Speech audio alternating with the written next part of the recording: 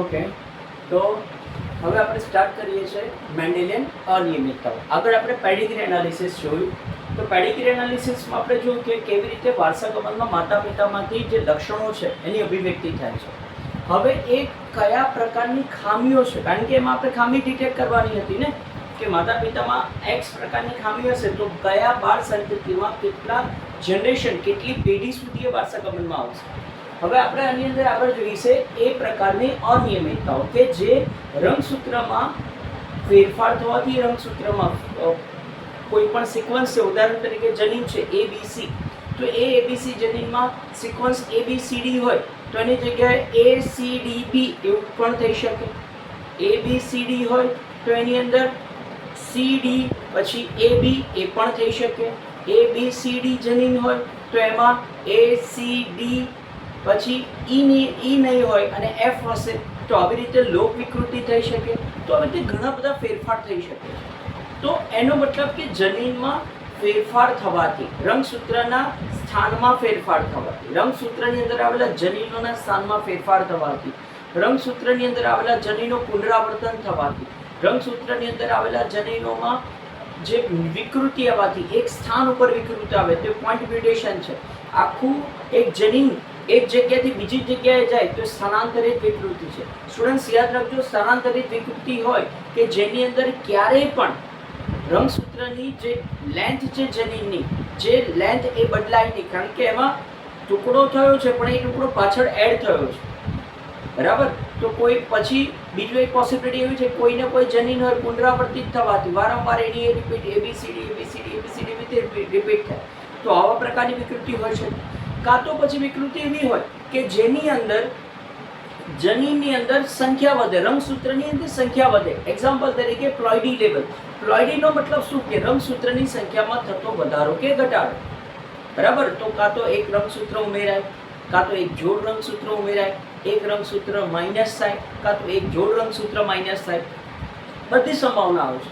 તો એ રંગસૂત્રમાં નાનામાં નાનો ફેરફાર, સપોઝ 0.1% પણ કનેક્ટ થાય છે તો એ આખી વિકૃતિમાં પરિણમે છે. તો એ આપણે જોવાનું છે, એને કહેવાય છે મેન્ડેલિયન અનિયમિતતા. તો અનિયમિતતા શેમાં થાય? તો કે રંગસૂત્રમાં સંખ્યાત્મક એટલે કે માત્રાત્મક અને ગુણાત્મક ફેરફાર થાય. એની માત્રામાં ફેરફાર થાય, કાં તો એના નંબર્સમાં ફેરફાર થાય, ગુણાંકમાં ફેરફાર થાય. તો આ એક પ્રકારની એવી વિકૃતિ છે કે એ મેન્ડેલિયન અનિયમિતતા છે. એના બે પ્રકાર છે, એક મેન્ડેલિયન અનિયમિતતા એક્સેલ્ફ અને બીજું રંગસૂત્રીય અનિયમિતતા. તો આ બંને અનિયમિતતા કઈ રીતે થાય? તો મેં તમને હમણાં જે વાત કરી, જનીનિક રૂપાંતર દ્વારા અથવા તો વિકૃતિ દ્વારા. સેમ ફોર હિયર, જનીનિક રૂપાંતર અથવા તો વિકૃતિ દ્વારા. જોઈએ આપણે આગળ. જનીનિક રૂપાંતર એનો મતલબ થાય છે અહીંયા આનુવંશિક. આનુવંશિક એટલે શું? તો કે માતા પિતામાંથી જે લક્ષણો બાળ સંતતિમાં અભિવ્યક્ત થાય એ આનુવંશિક ઘટક તત્વો તરીકે ઓળખાય છે. બરાબર? તો એના બે પ્રકાર છે. એક પ્રકાર છે દૈહિક અને બીજો પ્રકાર છે લૈંગિક. તો જે દૈહિક પ્રકાર છે તે રંગસૂત્ર નંબર 1 થી 22 ઉપર હોઈ શકે, જ્યારે લૈંગિક પ્રકાર છે એ 23 નંબરની જોડ પર હોઈ શકે. તો એમાં XX અથવા તો XY રંગસૂત્ર પર હોઈ શકે છે આ વસ્તુ. બરાબર? હવે આપણે જોઈએ કે આ એક દૈહિક ખામી છે. તો દૈહિક ખામીનો મતલબ આપણે જોયું કે દૈહિક રંગસૂત્રો ઉપર હાજર હોય છે. તો આની અંદર પાછળ બે કન્સેપ્ટ છે, દૈહિક પ્રભાવી પણ હોય અને દૈહિક પ્રચ્છન્ન પણ હોય. તો પ્રભાવીનો મતલબ શું? આપણે વાત થઈ હતી, પ્રભાવી જનીન કોને કહેવાય? કે જે જનીન હંમેશા અભિવ્યક્ત થાય એને પ્રભાવી કહેવાય. તો એના કમ્પેરમાં સામે બીજો જનીન હશે, કેવો હશે? પ્રચ્છન્ન હશે, કે જેની અભિવ્યક્તિ નહીં થતી હોય. તો દૈહિક પ્રભાવીમાં આપણે જોઈએ જે ડિસીઝ છે એમાં પહેલો ડિસીઝ છે હન્ટિંગ્ટન ડિસીઝ. હન્ટિંગ્ટન ડિસીઝ જે છે એ માનસિક એટલે કે મગજને અને એના ન્યુરોન્સને લગતો ડિસીઝ છે કે જેની અંદર માનસિક અસંતુલન એટલે કે જે કોઈ વ્યક્તિ આલ્કોહોલ ડ્રિંક કરીને જે રીતે માનસિક સંતુલન ગુમાવી દે છે એવી રીતે આ વ્યક્તિ જે આ રોગની જે છે એની અંદર એ વ્યક્તિ એનું માનસિક સંતુલન ગુમાવી દે છે, એને કંઈ યાદ રહેતું નથી, પોતાનું શરીરનું બેલેન્સ નથી કરી શકતો. તો એ જે વિકૃતિ છે એ આ જનીનને આધારિત છે. અંગ ઉપર કાબુ ગુમાવે, કોઈ પણ અંગ કામ ના કરે. આપણને ખબર છે કે આપણું બોડી ક્રિસ ક્રોસમાં કંટ્રોલ થાય છે. જમણો ભાગ છે ડાબો મગજ કંટ્રોલ કરે છે, ડાબો ભાગ એ જમણું મગજ કંટ્રોલ કરે છે. તો એમાં અનિયમિતતા આવે તો એનાથી આ થાય છે. પછી જે બીજો એક ડિસીઝ છે માર્ફન સિન્ડ્રોમ. માર્ફન સિન્ડ્રોમ જે છે એના માટે એમસીક્યુ પણ ઘણી વખત પૂછાય છે. માર્ફન સિન્ડ્રોમ છે શું પહેલાં? તો માર્ફન સિન્ડ્રોમ ક્યારે બધાને ખબર પડી કે માર્ફાન નામનો એક સિન્ડ્રોમ છે. તો આ પણ એક રંગસૂત્રીય દૈહિક ખામી છે કે જેમાં ઊંચાઈ સખત વધે. સામાન્ય ઊંચાઈ 5-6 ફૂટ હોય એના કરતાં વધારે ઊંચાઈ થાય અને ઊંચાઈમાં વધારો થતો જાય. હાર્ટબીટ રેટ ફાસ્ટર થાય. તો એક વખત American first person of the US, અમેરિકાના ફર્સ્ટ પ્રેસિડેન્ટ અબ્રાહમ લિંકન હતા. તો અબ્રાહમ લિંકનને આ ડિઝીઝ હતો માર્ફન સિન્ડ્રોમ.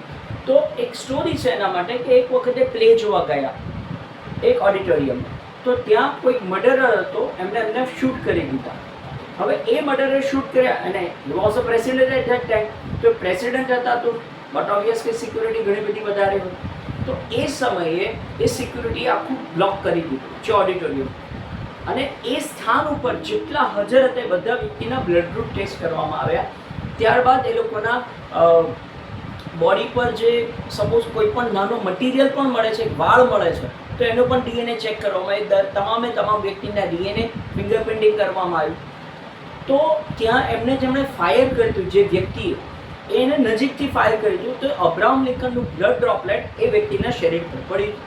મેં તમને કહ્યું એમ કે એમના બોડી પર પણ જે પણ વસ્તુ મળે એનો ડીએનએ ફિંગરપ્રિન્ટિંગ કરે છે. તો અબ્રાહમ લિંકનનું બ્લડ એ વ્યક્તિના શર્ટ ઉપર મળ્યું. તો એ શર્ટ ઉપર મળેલા બ્લડના આધારે ખબર પડી કે આ બ્લડ ડ્રોપમાં માર્ફન સિન્ડ્રોમ હાજર છે. અને સામે અબ્રાહમ લિંકનને પણ માર્ફન સિન્ડ્રોમ હતો. તો એના પરથી મર્ડર મિસ્ટ્રી સોલ્વ થઈને પકડાયો કે આ વ્યક્તિએ મર્ડર કરેલું છે. તો એ માર્ફન સિન્ડ્રોમ છે. તો એ ફર્સ્ટ પ્રેસિડેન્ટ ઓફ યુએસ જેને અબ્રાહમ લિંકન, એમના ડિસીઝ હતો કે એમાં હૃદયની સમસ્યા, ઊંચાઈ વધુ, કનેક્ટિવિટી ઇશ્યુ એટલે કે આપણા સાંધાઓ નબળા પડી જાય, એમાં વીકનેસ આવે, તો એમાં થતી ઉણપ છે. તો આપણે આજે વાત કરી એ દૈહિક પ્રભાવી પ્રકારના ખામીની વાત કરી. હવે વાત કરીએ દૈહિક પ્રચ્છન્ન પ્રકારની ખામી. તો દૈહિક પ્રચ્છન્ન ખામી જે છે એ કેવા પ્રકારની છે? તો કે માત્રાત્મક ખામી છે. માત્રાત્મકનો મતલબ શું થાય છે અહીંયા કે કોઈ પણ નંબર હોય, કોઈ પણ રંગસૂત્ર, એના નંબરમાં માત્રામાં ફેરફાર થાય, એની અંદર ઉણપ થાય. ગુણાત્મક એટલે એની સંખ્યામાં ફેરફાર થવો. અહીંયા માત્રા એટલે કે શું? તો કે રંગસૂત્રની અંદર કોઈ નંબર હોય એમાં ફેરફાર થાય. બરાબર? તો એક્ઝામ્પલ તરીકે થેલેસેમિયા છે. તો થેલેસેમિયા બે પ્રકાર છે, આપણે વાત થઈ હતી કે આલ્ફા થેલેસેમિયા અને બીટા થેલેસેમિયા. તો થેલેસેમિયા આલ્ફા છે એટલે કે માતા અને પિતા બંને થેલેસેમિક હોય ત્યારે બાળક 101% થેલેસેમિક થાય છે. તો થેલેસેમિયામાં થાય છે શું? તો થેલેસેમિયા એક રોગ એવો છે કે જે દૈહિક પ્રચ્છન્ન છે કે જેની અંદર માતાને હોય, એક્ઝામ્પલ તરીકે આ રોગ માતાને હોય તો બાળકને 100% એ ઉતરી આવે છે. પણ એ બાળક એટલે શું? તો કે પુરુષ પણ હોઈ શકે અને સ્ત્રી પણ હોઈ શકે. એટલે આ એક્સ રંગસૂત્રને આધારિત રોગ છે. એટલે આ રોગમાં માતા વાહક બની શકે, કારણ માતા પાસે એક જોડ એક્સ રંગસૂત્ર છે. તો એક એક્સ રંગસૂત્ર પર એ જનીન હાજર હોય તો બીજા પર એનું કારક હાજર હોય. એટલે કારક હાજર છે એનો મતલબ કે that person is act as a carrier. Carrier એટલે કે વાહક. વાહક હોય એનો મતલબ એવો નથી કે એને રોગ છે, પણ હા એ જનીન ધરાવે છે એ 100% છે, પણ એ રોગી કહેવાય નહીં. તો આ એ પ્રકારની ખામી છે કે જેની અંદર એમના બોન મેરોની અંદર, આપણા થાઈ બોનમાં, આપણા જાંઘના અંદર એક બરોડો છે, અસ્થિ મજ્જા છે કે જેની અંદર આપણા આરબીસીસ બને છે. તો થેલેસેમિયાની અંદર એ આરબીસીસનું નિર્માણ ઓછું થાય છે. એટલે આ લોકોના બોડીમાં બ્લડ ટ્રાન્સફ્યુઝન કરવું પડે છે, રુધિર ચડાવવું પડે છે, કારણ કે એમના બોડીમાં આરબીસીસ બનતા નથી. બરાબર? તો આ થેલેસેમિયા બે રીતે છે, એક આલ્ફા થેલેસેમિયા અને એક બીટા થેલેસેમિયા. રંગસૂત્ર નંબર 16 જે આલ્ફા, આપણા હિમોગ્લોબિનમાં બે ચેન છે, આલ્ફા ચેન અને બીટા ચેન. એમાં આલ્ફા ચેનના 16મા નંબર પર જ્યારે ઉણપ હોય ત્યારે આલ્ફા થેલેસેમિયા કહેવાય, અને બીટા ચેનના 11મા નંબર પર રંગસૂત્ર પર ઉણપ હોય ત્યારે જે ખામી છે એ બીટા થેલેસેમિયા તરીકે ઓળખાય છે. ફરીથી કહું છું, થેલેસેમિયા એક દૈહિક પ્રચ્છન્ન ખામી છે કે જેની અંદર શું થાય છે? આપણા જે અસ્થિ મજ્જા છે, આપણા બોન મેરો સેલ છે જે થાઈ બોનમાં આવેલો છે, કે જેની અંદર વિકૃતિ સર્જાય છે રંગસૂત્રમાં. અને કેવી? તો કે માત્રાત્મક રંગસૂત્રના એક જગ્યા, એક નંબરમાં ફેરફાર થાય છે. બરાબર? તો એટલા માટે એને માત્રાત્મક વિકૃતિ તરીકે ઓળખાય છે. આપણા ખબર છે કે આપણા હિમોગ્લોબિનમાં કુલ કેટલા એમિનો એસિડ છે? તો 574 છે. જેમાં 2 આલ્ફા ચેન અને 2 બીટા ચેન છે. તો 2 આલ્ફા ચેનમાં જે એક આલ્ફા ચેન છે એમાં 141 એમિનો એસિડ છે. Same for another 141. તો 2 આલ્ફા ચેનમાં 141 એમિનો એસિડ છે, જ્યારે બીટા ચેનમાં 146 એમિનો એસિડ છે. બરાબર, યાદ રાખજો, એમસીક્યુમાં પૂછાઈ શકે છે, મોસ્ટ ટાઈમ વસ્તુ છે, બરાબર.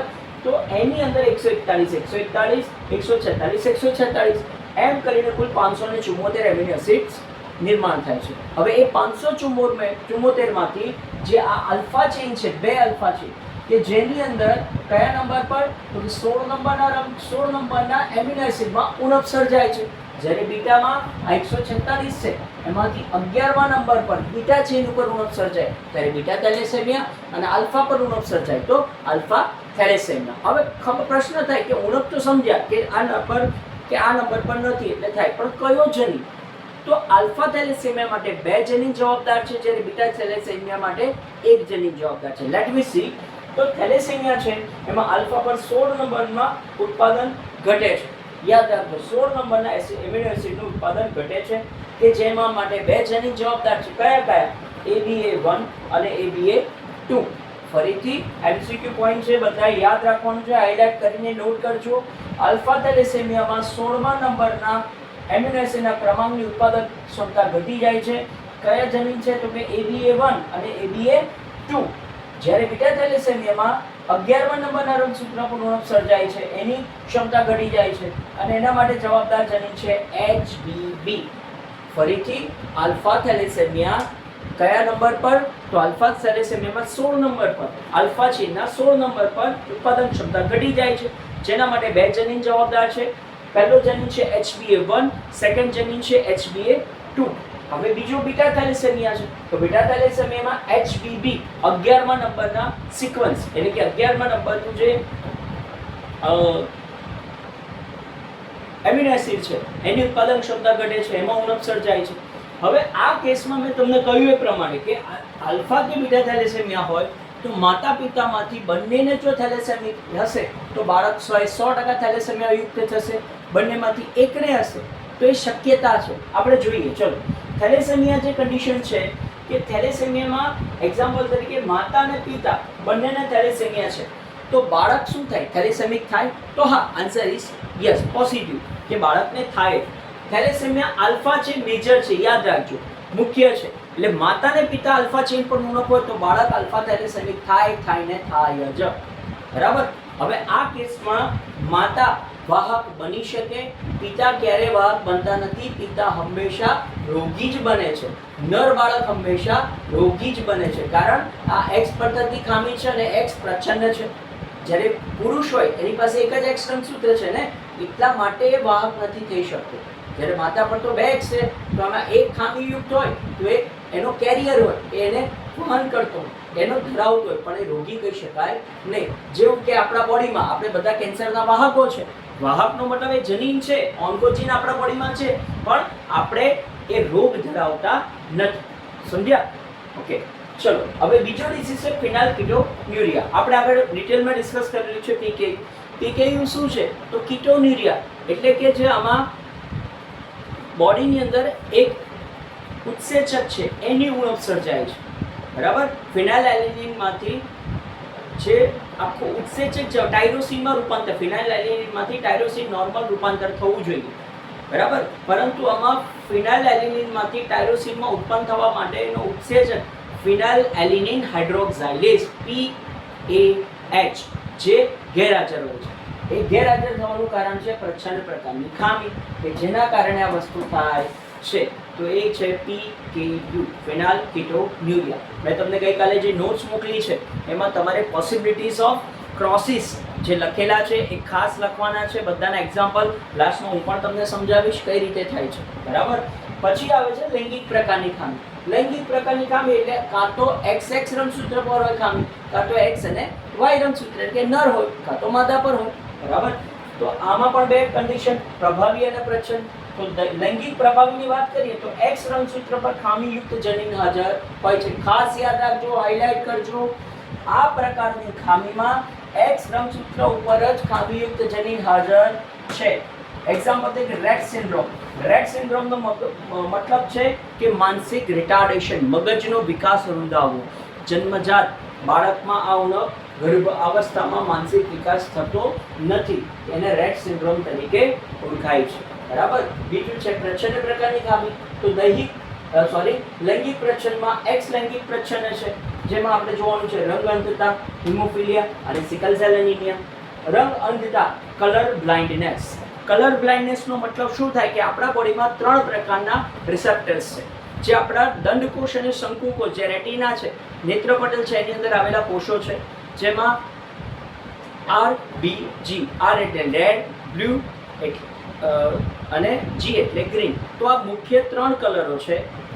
તો આ 3 કલરો માટે જવાબદાર પર્ટિક્યુલર કોષો છે, બરાબર. તો મુખ્ય 3 રંગ એકબીજા સાથે પ્રક્રિયા કરી અને અલગ અલગ પ્રકારની કલરમાં કોમ્બિનેશન્સ પ્રિપેર કરી શકે છે. આપણા મગજમાં લગભગ નહીં તો 1 લાખ જેટલા રંગનું combinations, dark light, mid shade, બધા જ રંગોનું ભેગા કરો તો એટલા કોમ્બિનેશન્સ આપણી બોડી આંખ બનાવી શકે છે, બરાબર. તો એની અંદર સાઇનોલેબ, ક્લોરોલેબ અને એરિથ્રોલેબ, આમ 3 પ્રકારના પિગમેન્ટ છે. એ પિગમેન્ટની અંદર ત્રણેયની અંદર જો પ્રોપર રીતે વર્ક કરે તો આપણે બધા રંગ ઓળખી શકીએ છીએ. પરંતુ આ કેસમાં મુખ્યત્વે યાદ રાખજો કે આ કેસમાં શું હોય છે કે રંગ ઓળખવાની ખામી. તો ક્લોરોલેબ, સાઇનોલેબ ને એરિથ્રોલેબ, સપોઝ આ 3માંથી કોઈ પણ એક ગેરહાજર હશે, યાદ રાખજો, ક્લોરોલેબ ગ્રીન, સાઇનોલેબ બ્લુ, એરિથ્રોલેબ લાલ, R, B અને G, 3માંથી કોઈ પણ એક પિગમેન્ટ ગેરહાજર વ્યક્તિને રંગ અંધ તરીકે ઓળખાય છે, બરાબર. તો આ ત્રણેય ગેરહાજર હોય તો વ્યક્તિ જોઈ નથી શકવાનું, એક ગેરહાજર હશે તો વ્યક્તિ રંગ અંધ છે, બરાબર. તો આ કેસમાં એના માટે જવાબદાર જનીન છે X કેપિટલ C, કારણ કે અગેન X પ્રકારની ખામી છે ને, તો X રંગસૂત્ર પર કેપિટલ C અથવા C જનીન હાજર હોય ત્યારે વ્યક્તિ રંગંધ ગણાય.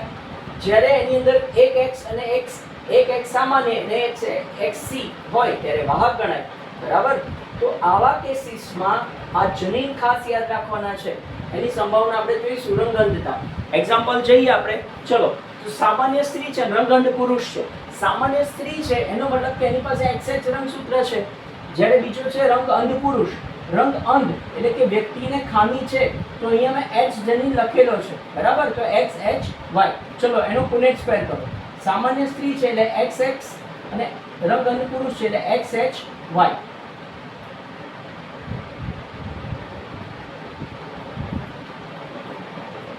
ચલો આમાં જુઓ તો XXH, બીજી કન્ડિશન XY, ત્રીજી કન્ડિશન XXH, ચોથી કન્ડિશન XY.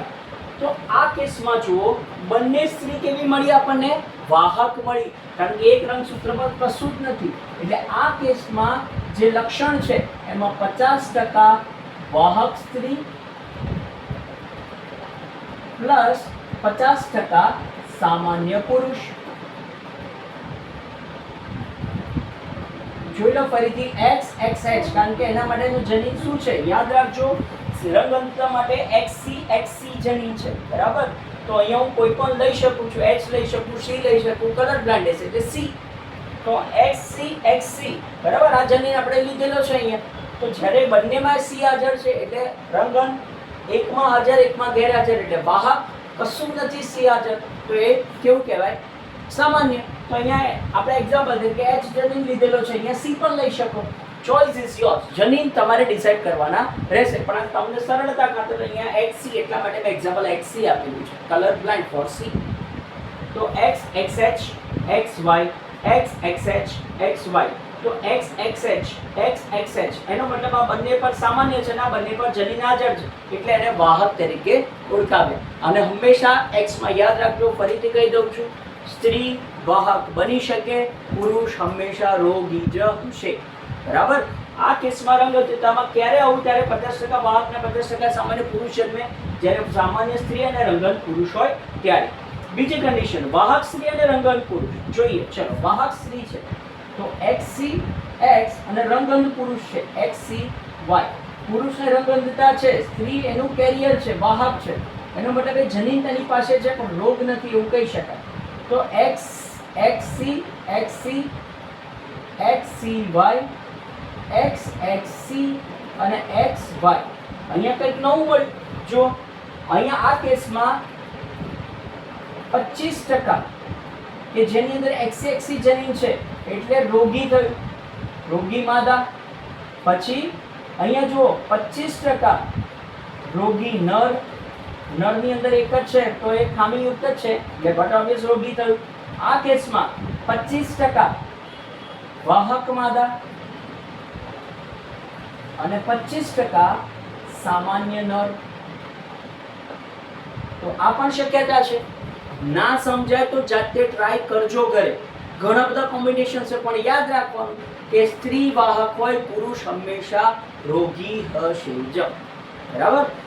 તો આમાં વાહક સ્ત્રી અને રંગનું પુરુષ જ્યારે મેરેજ કરે ત્યારે એમના બાળ સંતતિમાં 25% રોગી આવવાની સંભાવના છે, 25% રોગી માદા આવવાની સંભાવના, 25% રોગી નર આવવાની સંભાવના, 25% વાહક માદા આવવાની સંભાવના અને 25% સામાન્ય પુરુષ આવવાની સંભાવના છે. પણ હા સ્ટુડન્ટ્સ, એક વસ્તુ ધ્યાન રાખજો કે આ બધું જનીન આપણે હાઇપોથેટિકલી કહી શકીએ, બટ એટ લાસ્ટ આ વસ્તુ તો જનીન અને એના બિહેવિયર ઉપર આધાર રાખે છે. જનીન કેવી રીતે અભિવ્યક્ત થાય છે તેની ઉપર આધાર રાખે છે. તો જનીનની હાઇપોથેસિસ આપણે આપી શકીએ કે આવું થશે, અઝ્યુમ કરી શકીએ, but we can not sure it. જેવું તમે મોર્ગનમાં જોયું, બરાબર, તો મોર્ગને વિચાર્યું 50% સંતતિ મળવી જોઈએ, પણ મળી એને પોઈન્ટમાં 8.5, 8.5, 41.5, 41.5. તો એવું પણ આમાં જમ્બલિંગ થઈ શકે છે. ફરી બીજો પ્રકાર છે હિમોફિલિયા. હિમોફિલિયાનો મતલબ શું થાય છે? મેં તમને વાત કરી હતી કઈ ક્વીન છે કે જેના ફેમિલીમાં વંશાણુમાં આવ્યું હતું. તો ફેમિલી બિલોંગ કરે છે ક્વીન વિક્ટોરિયા. વિક્ટોરિયા રાણીના કુટુંબથી આ વંશાવલીમાં હિમોફિલિયા આવ્યું હતું. જે વ્યક્તિને haemophilia that does not mean કે રાણીને ફેમિલીને બિલોંગ કરે છે, બરાબર, એ જનીને ના હોય છે. તો હિમોફિલિયામાં બ્લડ ક્લોટિંગ ફેક્ટર્સ જ ના હોય બોડીમાં. એ લોકોને વાગવું ન જોઈએ. વાગ્યું તો રુધિર નીકળે તો એમને તાત્કાલિક સારવારની જરૂર પડે. એમના બોડીમાં રુધિર જામ થાય નહીં, કારણ કે બ્લડ ક્લોટિંગ ફેક્ટર જ ગેરહાજર હોય. તો એવા પ્રકારની ખામી છે, એ પણ એક્સ પ્રકારની ખામી થઈ ગઈ. તો આ કેસની અંદર શું છે? તો XH કન્ડિશન જ્યારે હિમોફિલિક કહેવાય, XH એટલે કે વાહક માદા તરીકે ઓળખાય છે. એના માટે જવાબદાર કયા જનીન છે? તો HbA, HbS, HbF. તો આ કેસ છે હિમોફિલિયા જે છે એમાં યાદ રાખજો, માતા પિતા વાહક હોય તો બાળકમાં એ વસ્તુ હાજર હશે જ. બંનેમાં યાદ રાખજો, માતા પિતા જો વાહક બન્યા તો આ વસ્તુ બાળકમાં આ ડિઝીઝ આવે ને આવે. બરાબર છે. તો માતા પિતા વાહક હોય તો બાળકમાં આવે જ. યાદ રાખજો કયો ડિઝીઝ? હિમોફિલિયા. જોઈએ આપણે. ચલો એક્ઝામ્પલ તરીકે વિષમજન્યુક માતાના પુત્ર અને લૈંગિક પ્રચ્છન્ન રોગ છે. હિમોફિલિયા શું છે? તો કે વિષમજન્યુ માતાના પુત્ર અને લૈંગિક પ્રચ્છન્ન રોગ છે. આપણે કન્ડિશન વાત કરી કે X કેપિટલ H જનીન હાજર, તો હિમોફિલિક X capital H small h. તો કેવો જનીન? વાહક જનીન. બરાબર. તો અહીંયા વાહક સ્ત્રી અને સામાન્ય નર વચ્ચે ફ્યુઝન થાય છે. તો જોઈએ વાહક સ્ત્રી છે તો X capital H X small h. Students જાતે પ્રિપેર પણ કરજો, જાતે સોલ્વ કરજો. હું તમને એના એમસીક્યુઝ પણ મોકલીશ. આ વાહક શું છે? સ્ત્રી છે અને સામાન્ય પુરુષ X Y. બરાબર. તો આમાં X કેપિટલ H અને આ X capital H Y X small h. X આ કેસમાં X સ્મોલ h Y. તો આવી જ્યારે કન્ડિશન આવે છે ત્યારે સ્ટુડન્ટ્સ યાદ રાખજો કે આ કેસમાં હંમેશા X કેપિટલ H અને સ્મોલ h છે. એનો મતલબ શું થયું? વાહક થયું. શું થયું? વાહક. X કેપિટલ H Y રોગી, કારણ પુરુષની ઉપર X ઉપર છે. એ 25% શું થયું? વાહક સ્ત્રી, 25% રોગી પુરુષ, ફરીથી 25% વાહક સ્ત્રી અને અગેન XY H હાજર છે તો પુરુષ પણ રોગી, એટલે 50% નર એવા હશે આમાં કે જેમને રોગ હશે. યાદ રાખજો કેટલા? 50% પુરુષ એવા હશે કારણ કે એમને રોગ છે. કારણ કે અહીંયા કેસમાં આપણે શું લીધું? લૈંગિક પ્રચ્છન્ન રોગમાં સામાન્ય નર લીધું છે, પરંતુ જ્યારે વાહક સ્ત્રી સાથે મેરેજ કરે છે ત્યારે એ જનીન એમાં આવવાની સંભાવના વધી જાય છે. બરાબર. તો આ છે હિમોફિલિયા. પછી sickle cell anaemia. Sickle cell એનિમિયામાં આપણે વાત કરી હતી કે સિકલ સેલ એનિમિયા, સિકલ એટલે દાતરડું, સેલ એટલે કોષ અને એનિમિયા, એનિમિયા એટલે પાંડુ રોગ કે જેમાં આપણા બોડીમાં રક્તકણો ઓછા થાય છે, રુધિરની ઉણપ સર્જાય છે. બરાબર. તો આ એક પ્રકારની પોઈન્ટ વિકૃતિ છે, પોઈન્ટ મ્યુટેશનનું એક્ઝામ્પલ છે કે જેની અંદર યાદ રાખજો કે એમિનો એસિડનો જે ક્રમ હોય એમાં GAG આ છે ગ્લુટામિક એસિડ. કયું છે?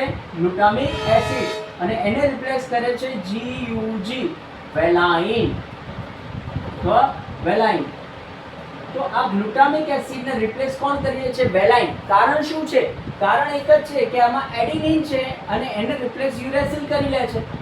તો આ જે છે એ 7મા નંબર પર એમિનો એસિડની આવી રીતે 7 શૃંખલા હોય, 7 હોય એમિનો એસિડ. એમાં 7મા નંબર પર આ જે એડિનિન છે ત્યાં જગ્યાએ યુરેસિલ આવી જાય છે. તો આના કારણે એક જ સ્થાન ઉપર ફેરફાર થાય છે, તો આ વિકૃતિ સર્જાય છે જેને પોઈન્ટ વિકૃતિ, બિંદુ વિકૃતિ તરીકે ઓળખાય છે. આ વિકૃતિમાં શું થાય છે? તો આ વિકૃતિમાં હંમેશા યાદ રાખજો આપણા રક્તકણો ઓક્સિજન વહન ક્ષમતા ગુમાવી દેશે. અને ઓક્સિજન વહન ક્ષમતા ગુમાવે એનો મતલબ શું થાય કે આપણા રક્તકણ દાંતરડા આકારના થઈ જાય, સિકલ આકાર. બરાબર. જેના કારણે ઓક્સિજન બાઇન્ડ થઈ શકે નહીં. તો આ વ્યક્તિના બોડીમાં હંમેશા આરબીસી છે, રક્તકણની ઉણપ રહે, શ્વાસ ઓક્સિજન વહન ના થાય તો હૃદયને ફાસ્ટ ધબકવું પડે, જેના કારણે હાર્ટ એટેક આવવાની શક્યતા વધી જાય. બરાબર. તો આ સિકલ સેલ છે. એના માટે જવાબદાર જનીન છે HBA, HBA, HBS, HBA, HBS, HBS. જ્યારે HBS, HBS હાજર છે, HBS એટલે સિકલ સેલ, બંને પર S હાજર તો સિકલ સેલ, એકમાં હાજર એકમાં ગેરહાજર S હાજર હોય એટલે સિકલ સેલનો જનીન HBS છે. બરાબર. તો HBS, HBA હોય તો એ વાહક અને HBA, HBA હોય તો સામાન્ય તરીકે ઓળખાય છે. આ કેસમાં જોઈએ આપણે, ચલો કે આ કેસની અંદર જોઈએ આપણે જનીનમાં, તો સિકલ સેલના કેસમાં આ વાહક સ્ત્રી છે. બરાબર. આ તમે હોમવર્કમાં પ્રેક્ટિસ કરજો. હું આ કન્ડિશન લઈ લઉં છું કે વાહક સિકલ સેલની સ્ત્રી છે. સમજો ખાસ, સિકલ સેલમાં વાહક સ્ત્રી છે. બરાબર. HCA નું એક્ઝામ્પલ આપણે સોલ્વ કરીએ તો સ્ત્રી છે એ પોતે કેવી છે? વાહક છે. અને સામે પુરુષ છે જેને સિકલ સેલ એનિમિયા છે. તો વાહક સ્ત્રી એટલે X એટલે ધારી લો કે HB X અને એની ઉપર S વાહક છે ને, તો HB અને બીજું કન્ડિશન કઈ છે? A X. આ HBSX અને HBAX એટલે વાહક સ્ત્રી અને સામે સિકલ સેલ પુરુષ છે. તો સિકલ સેલ પુરુષ એટલે બંનેમાં શું આવશે? HBS, HBS, Y, Y. આ સમજ પડે એટલે લખું છું, નહીં લખો તો ચાલશે. હવે આ ટ્રાય કરવાનો છે જાતે કે સિકલ સેલમાં જ્યારે વાહક સ્ત્રી હોય અને સિકલ સેલ વાળો પુરુષ હોય તો સંભાવના શું મળે છે એ સોલ્વ કરીને મને જણાવજો. બરાબર. અને પર્સનલી કોઈ પણ ડાઉટ હોય તો ડાઉટમાં મને સેન્ડ કરજો, હું તમને એક્સપ્લેન કરીશ. બરાબર. પણ આ પ્રેક્ટિસ કરવી પડશે. મેં તમને જે નોટ્સ આપી છે, મેં એક્ઝામ્પલ્સ આપેલા છે અલગથી, તો એ અલગથી એક્ઝામ્પલ્સ લખજો બધામાં, અને સંભાવનાઓ બધામાં સમજીને લખજો. બરાબર. હવે છે બીજી રંગસૂત્રીય ખામી. રંગસૂત્રીય ખામી આપણે વાત કરી હતી કે આ કેવા પ્રકારની છે? તો અહીંયા આપણે જોયું કે ગુણાત્મક છે તો એક માત્રાત્મક ફેરફાર આવે, તો બીજો આવે ગુણાત્મક ફેરફાર.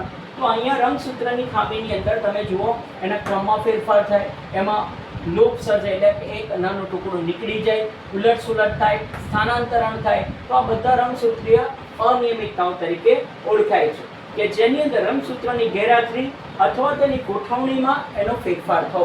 રંગસૂત્રની ગેરહાજરી થાય કાં તો એની ગોઠવણીમાં ફેરફાર થાય છે. આ ક્યારે ખબર પડે? જ્યારે આપણે માઇક્રોગ્રાફિયા એક પ્લેટ છે કે જેની અંદર કેરિયોટાઇપિંગ કરીએ છીએ, રંગસૂત્રની પેટર્ન બનાવીએ, મેં તમને વાત કરી હતી કેરિયોટાઇપિંગ, તો એના આધારિત આપણે આ વસ્તુ શોધી શકીએ છીએ. બરાબર. તો એની કન્ડિશન બે છે, યુપ્લોઇડી અને એન્યુપ્લોઇડી. યુપ્લોઇડી કોને કહેવાય? તો કે રંગસૂત્રના જૂથમાં ફેરફાર થાય. રંગસૂત્રના જૂથમાં ફેરફાર થાય એટલે એને કહેવાય યુપ્લોઇડી. જ્યારે રંગસૂત્રના જૂથમાં એક રંગસૂત્ર વધે કે ઘટે, આમાં આખું જૂથમાં ફેરફાર થઈ જાય. જ્યારે આમાં એક રંગસૂત્ર વધે કે ઘટે, કાં તો ઉમેરાય કાં તો ઓછો થાય. ઉમેરાય તો ટ્રાયોઝોમી, ધારો કે 2n + n આપણે વાત થયેલી જ છે આમ 2n plus n x y અને x. તો ક્લાઇનફેલ્ટર સિન્ડ્રોમ જે એક્ઝામ્પલ તરીકે નર છે પરંતુ એક્સ રંગસૂત્રના એડ થવાથી એ બને છે નર વત્તા માદા એટલે કે વંધ્ય, જે આપણે માસી કહીએ છીએ એ આ કન્ડિશન છે ક્લાઇનફેલ્ટર સિન્ડ્રોમ. પછી ટ્રાયોસોમીનું બીજું એક્ઝામ્પલ છે 21મા નંબરના રંગસૂત્ર પર ઉણપથી થતો ડાઉન સિન્ડ્રોમ. ઇરવિન ડાઉન નામના વૈજ્ઞાનિકે એને શોધ્યો એટલે ડાઉન સિન્ડ્રોમ નામ આપ્યું. 21મા રંગસૂત્ર ઉપર ઉણપ છે ટ્રાયોસોમીની, બરાબર, કે જેમાં વ્યક્તિનું બોડી પાર્ટ કરતાં માથું મોટું હોય છે, એના આંગળા નાના અને હથેળીનો ભાગ મોટો. પછી મેંગોલિયન પ્રજા હોય એવું આ હોઠ થોડાક નીચે હોય, ગાલ ઉપસેલા હોય, માથું થોડુંક અંદર હોય, મેન્ટલી રિટાર્ડ હોય. તમે સિતારે જમીન પર મૂવી જોઈ તો એ આખું આની પર મૂવી છે આમિર ખાનની. તો એ ડાઉન સિન્ડ્રોમ વાળા વ્યક્તિઓ મેન્ટલી રિટાર્ડ હોય એમની પર આખું મૂવી ઉતારેલું છે. તો આ એમના લક્ષણો છે: ટૂંકું કદ, આંગળીઓ ટૂંકી, હથેળી મોટી, માનસિક વિકૃત. તો આવી એમની લક્ષણો છે. પણ ટ્રાયોસોમીની ઉણપ છે.